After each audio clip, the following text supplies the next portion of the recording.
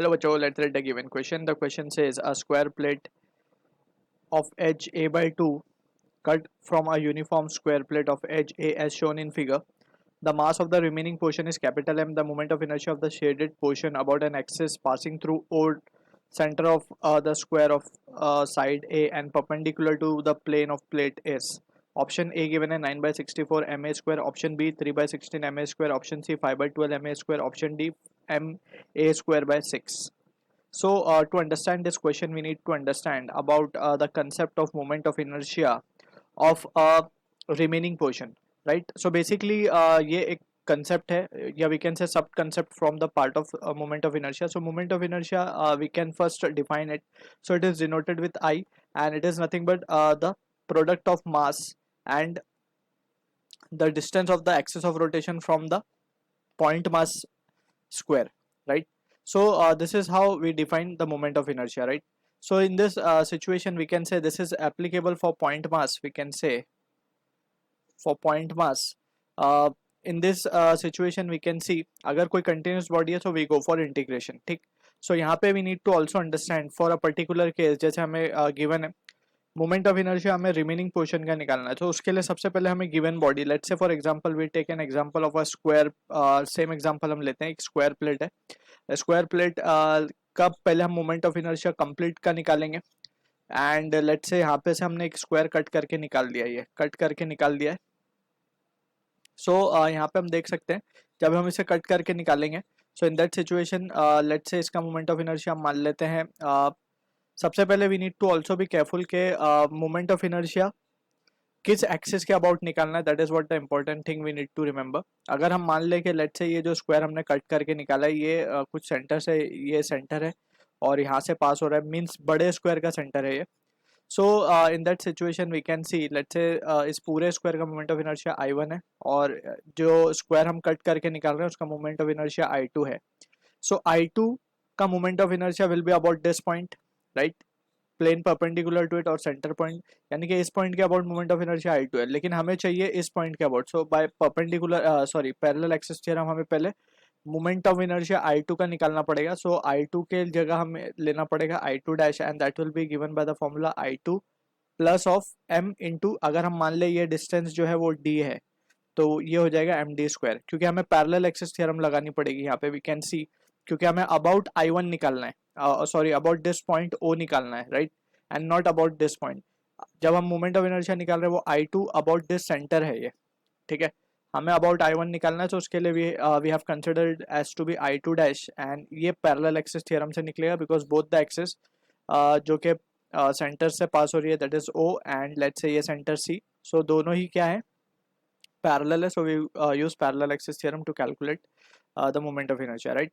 अब हमें जस्ट क्या करना होगा to calculate the moment of inertia of the remaining portion. अगर हम मान लें कि रिमेनिंग पोर्शन का मोमेंट ऑफ इनर्शिया है I remaining, so I remaining हम क्या लिख सकते हैं, it will be total moment of inertia that is I1 minus of I2 dash करेंगे, ठीक है। So this is what the concept we need to remember.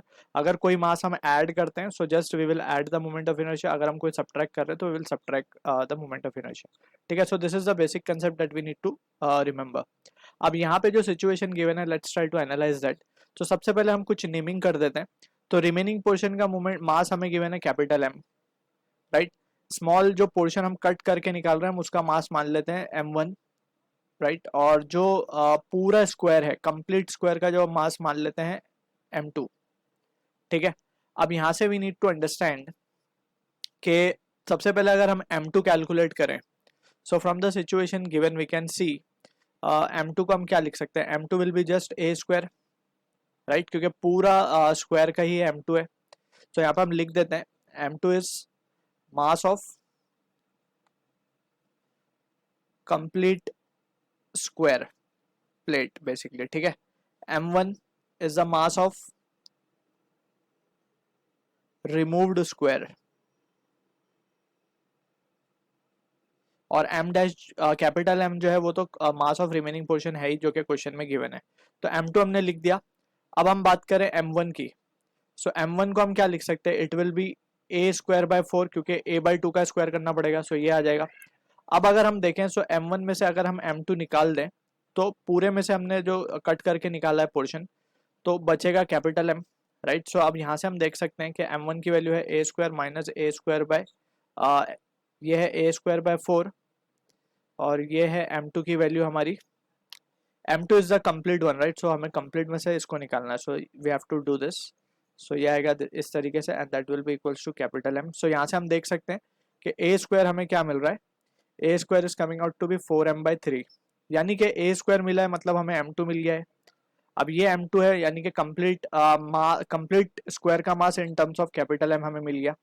अब सिमिलरली हमें m1 निकाल सकते हैं। m1 क्या हो जाएगा, m1 हो जाएगा हमारा, m1 is a square bye 4, सो ये हो जाएगा m/3, ठीक है। सो m1 m2 यानी कि जो पूरा मास है, जैसे हमने इस केस में देखा पूरा स्क्वायर का मास हमने निकाल लिया, और जो कट आउट पोर्शन है वो भी निकाल लिया, उसका मास भी हमने निकाल लिया, ठीक है। So from this situation just हमें अभी क्या करना होगा, we can calculate the moment of inertia. So moment of inertia of complete square, यानी कि ये होगा I2, पूरे कंप्लीट स्क्वायर के लिए हम मान रहे हैं I2, क्योंकि हमने मास m2 माना है कंप्लीट स्क्वायर का। सो I2 क्या हो जाएगा, I2 will be for a square moment of inertia is given by ma square by 6, m that is the mass of the square, a is the side of the square, uh, and upon 6, so ये होता है moment of inertia। so m तो हमारे लिए I2 का है 4m/3, ठीक।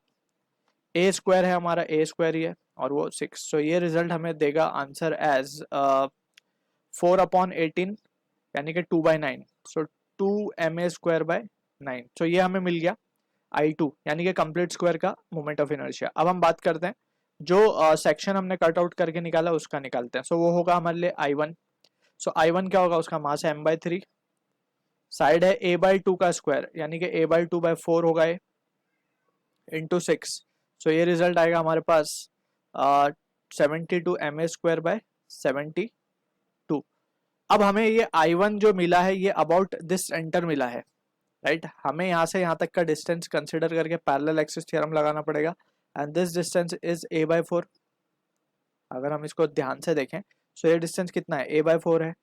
सो a/4 centre हमें अबाउट o चाहिए, इसीलिए हमें पैरेलल एक्सिस थ्योरम निकाल के जो कट आउट पोर्शन है उसका moment of inertia about this point o निकालना पड़ेगा। सो उसके लिए वी विल से कि हम इसको कहेंगे वो मोमेंट ऑफ इनर्शिया को I1 dash, and that will be equals to I1 plus of mass of that is m1 into D square हमारे लिए a/4 है, d बेसिकली हमारे लिए a/4 है।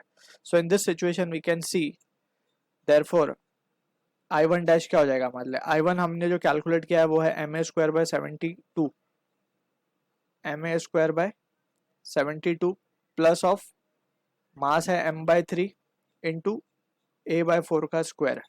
सो ये रिजल्ट आएगा हमारे पास ma square upon 72 plus of ये हो जाएगा हमारे पास ma स्क्वायर अपॉन 12, सॉरी 12 नहीं होगा ये, 16 इंटू 3 इज 48, राइट। सो इसको जब हम सॉल्व करेंगे तो ये हो जाएगा हमारे पास 120 ma square divided by 72 into 48। सो ये रिजल्ट कुछ आता है हमारे पास ma स्क्वायर, और on solving this value ma square तो रहेगा ऐसे ही, ये वैल्यू आएगी हमारे पास 12 20 20 620 ज़ा 612 ज़ा 620 ज़ा, या फिर हम 12 से भी इसको काट सकते हैं डायरेक्ट। सो ये 120 है, सो 12 10 ज़ा 12 6 ज़ा, एंड फाइनली वी कैन से ये आएगा हमारे पास 5a square upon this will be 8 3 ज़ा 24, 14 हो जाएगा ये, तो 5 ma स्क्वायर बाय 144। सो ये मिल गया हमें I1 डैश। सो फाइनली हम क्या कह सकते हैं, finally we can say therefore moment of inertia of remaining portion